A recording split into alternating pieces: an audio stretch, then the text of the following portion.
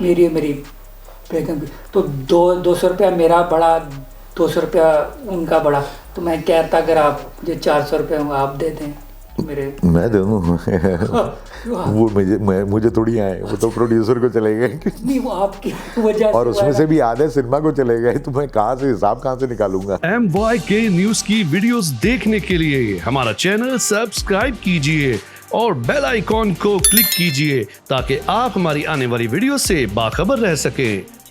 अस्सलाम वालेकुम नाज़रीन, मैं हूं शेख कासिम और आप देख रहे हैं MYK न्यूज़ टीवी। आज जो मेरे साथ गेस्ट मौजूद हैं वो एक सिनेमा ओनर भी हैं, वो फिल्म डिस्ट्रीब्यूटर भी हैं और मांडवी वाला एंटरटेनमेंट के CEO नदीम मांडवी वाला। सर कैसे हैं आप? जी ठीक ठाक। सर पहले तो आपको बहुत बहुत मुबारक हो, लेजेंड ऑफ मौला जट के आप डिस्ट्रीब्यूटर हैं और लेजेंड ऑफ मौला जट एक अच्छी फिल्म और एक कमाल फिल्म ही नहीं बल्कि सुपर डुपर हिट भी हो चुकी है। बहुत बहुत शुक्रिया। सर ये कैसे वो आपको उम्मीद थी, आपको शक था कि ये इतनी बड़ी हिट हो जाएगी, या आपने कहा था यार लेट्स सी? नहीं, मुझे पूरी उम्मीद थी। एक्चुअली 2 महीने पहले जब डिस्ट्रीब्यूशन के लिए इन्होंने बात की और हमारा कॉन्ट्रैक्ट हुआ, तो उसके कोई 1 हफ्ते के बाद बिलाल ने एक दिन मुझे कहा कि नदीम भाई आप पिक्चर तो देख लें। तो बिलाल के कमरे में ही बैठ के मैंने फ़िल्म देखी थी और ये तो सभी को मालूम था कि पिक्चर जो है वो बहुत अच्छी होगी, क्योंकि उसके ट्रेलर से, उसके टीज़र से ये पता लग रहा था कि पिक्चर की प्रोडक्शन वैल्यू बहुत ज़बरदस्त है और जो भी चीज़ वो बना रहा है वो बहुत अच्छी होगी। जो फ़र्क रह गया था वो रह गया था कि फ़िल्म कितनी अच्छी होगी, और मेरे जहन में भी ये था कि बहुत अच्छी होगी। जब कोई चीज़ बहुत अच्छी होती है तो आपकी मार्केट की एक बार होता है, और बहुत अच्छी चीज़ें जो बनी हैं पाकिस्तान में और जो अच्छी अच्छी फिल्में बनी हैं उनका एक बार है, उनका एक लेवल है, और उस लेवल के हिसाब से आप उसको जज कर रहे होते हैं कि अब आप उसको हॉलीवुड से जाके तो जज नहीं करेंगे, आप अपने ही लेवल की फिल्मों से उसको जज करेंगे। सो उम्मीद तो ये थी कि भाई वो बार जो है थोड़ा सा और ऊपर चले जाएगा, ये उनसे थोड़ी सी बेहतर होगी। लेकिन फिल्म देखने के बाद मुझे ये एहसास हुआ कि ये थोड़ी नहीं है, ये बहुत ज़्यादा ऊपर है और ये पाकिस्तान का एक नया बार सेट करेगी। तो वहाँ से मुझे एकदम मेरा माइंड कम्प्लीटली चेंज हो गया और फिल्म की जो पूरी रिलीज़ की स्ट्रैटेजी मेरे दिमाग में थी वो एकदम ख़त्म हो गई कि ये आपको दोबारा सोचना पड़ेगा, इस फिल्म को दोबारा से एक स्ट्रैटेजी बनानी पड़ेगी क्योंकि इसका लेवल बहुत बड़ा है। और उसके बाद से हमने ये काम शुरू किया कि हमने उसको स्ट्रेटजाइज करना शुरू किया और उसकी रिटर्न्स के लिए पूरी एक स्ट्रैटेजी बनाई गई। सर ये मुझे बताएं, फर्स्ट टाइम ठीक है, हमारा या फिर बिलाल ने आपको अप्रोच किया या आपने उन्हें अप्रोच किया, या कैसे हुआ? हुआ ऐसे कि हमारे कॉमन फ्रेंड हैं और उनके थ्रू बिलाल ने पता करवाया कि जी मैं इंटरेस्टेड होऊंगा या नहीं। तो मैंने उनको कहा कि बिल्कुल इंटरेस्ट तो सारे ही हैं, सभी हैं और मैं भी होऊंगा, लेकिन उसमें मेरी एक थोड़ी सी जिसको कहते हैं एक थोड़ी सी मेरी रिक्वायरमेंट थी कि मैंने कहा अगर मैं बीच में आऊँगा और जो स्केल मुझे नज़र आ रहा है कि जिस स्केल पे पिक्चर बनाई गई है, तो उसमें मेरी एक छोटी सी शर्त थी कि भाई इसके ऊपर आप मुझे PNA जिसको पब्लिसिटी और एडवर्टाइजिंग कहते हैं, उसके ऊपर वो पैसा खर्च करने देंगे जो आज तक नहीं हुआ। आज तक यूजुअली 50 लाख रुपए से ज़्यादा कोई पिक्चर के ऊपर जब हम कॉन्ट्रैक्ट कर रहे होते हैं, वो शायद उससे ज़्यादा हो जाए, लेकिन कॉन्ट्रैक्ट करते वक्त हम 50 लाख रुपए से ज़्यादा हमने कभी किसी से मांगा नहीं है। और इस पिक्चर के लिए मैंने 2.5 करोड़ रुपए मांगे थे। तो वो एक बहुत बड़ा एक्सपेंस था कि जब तक वो प्रोड्यूसर एग्री ना करे कि हाँ जी आप मेरे पिक्चर के ऊपर इतना बड़ा ख़र्चा करते हैं, तो वो हो नहीं सकता था। लेकिन मेरी अपनी फीलिंग ये थी कि अगर इतना बड़ा ख़र्चा आप नहीं करेंगे तो वो उस कदर जितनी उसका स्टैचर है, जो जिस तरह की फ़िल्म बनाई होगी, वो उस तरह से फिर रिलीज़ भी होनी चाहिए।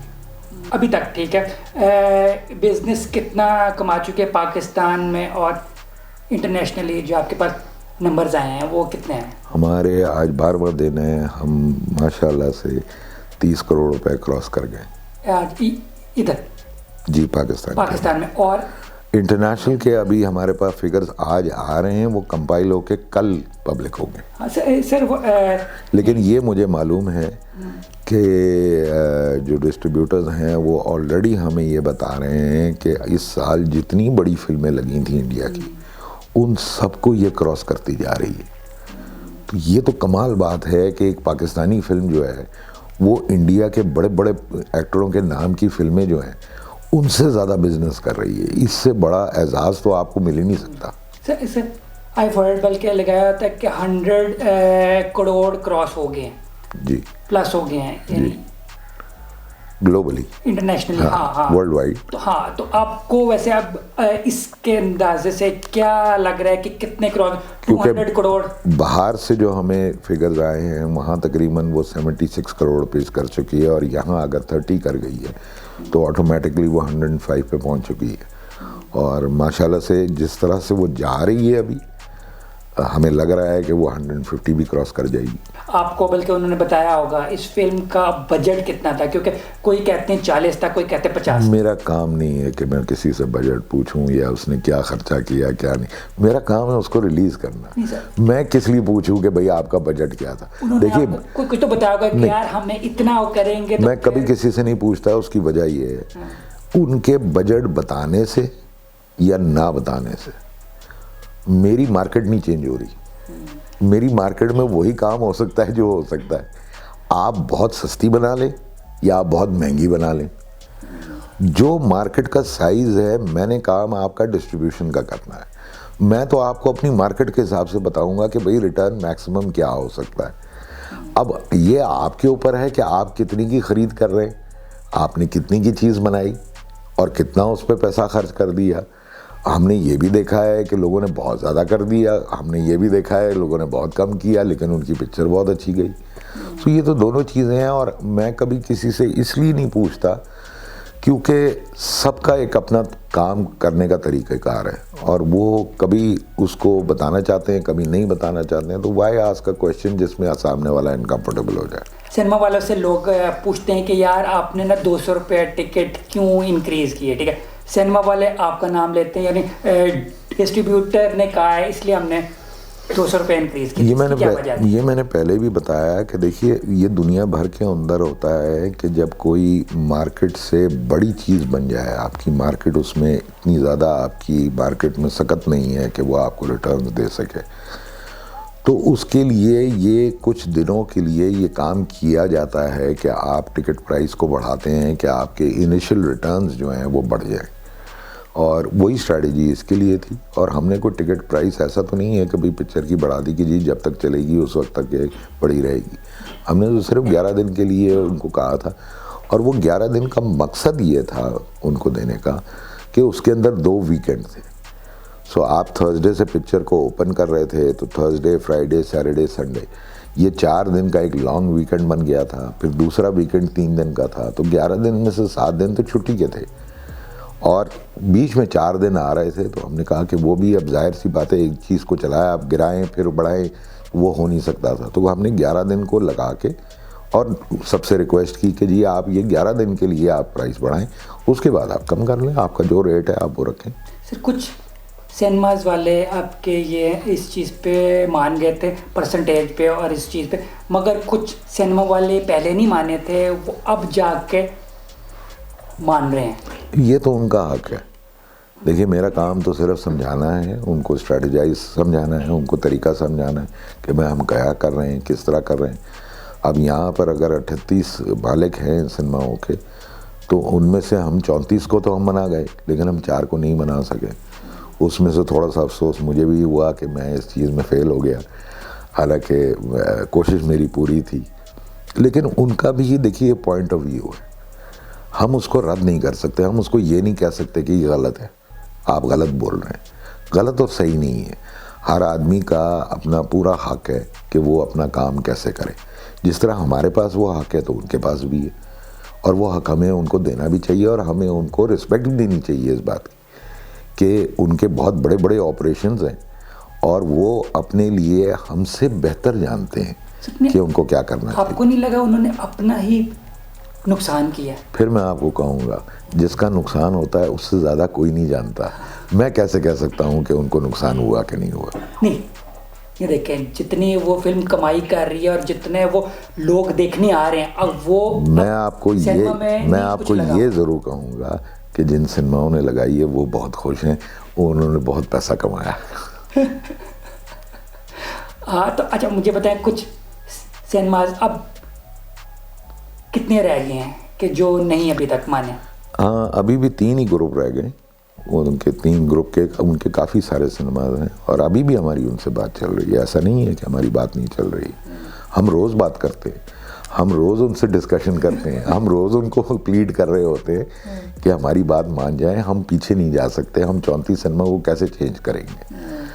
आप हमारी मान जाएं, जो हम कह रहे हैं वो कर लें, क्या हम आपको फिल्म दे सकें और आप फिल्म चला सकें। आप भी आपको कमाएं, जो सारे कमा रहे हैं आप भी कमाएं।